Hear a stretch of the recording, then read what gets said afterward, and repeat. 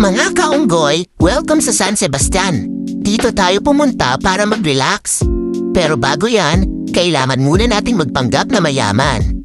Kasi tingnan nyo naman ang view, parang wallpaper. Pero wala kang pambayad sa hotel. Eto na ang beach. Ang ganda, ang linis, ang tahimik.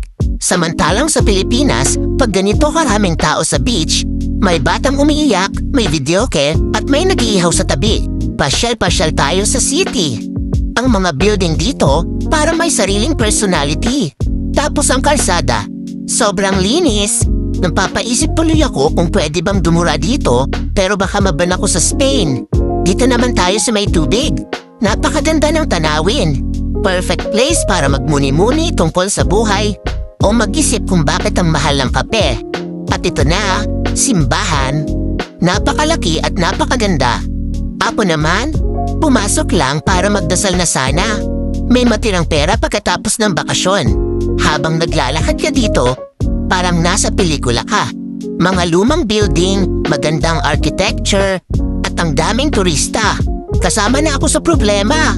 Pero eto talagang favorite ko. Look at that view. Dito mo masasabi na, worth it pala gumastos. Tapos pag uwi mo, ay, hindi pala. San Sebastian, grabe ka. May beach, may bundok, may city, at sobrang ganda ng scenery. Kaya kung stressed ka sa buhay, magbakasyon ka dito. Pero kung wala kang budget, Google Maps na lang muna. Libre pa. San Sebastian, 10/10 ang view, 0/10 ang wallet.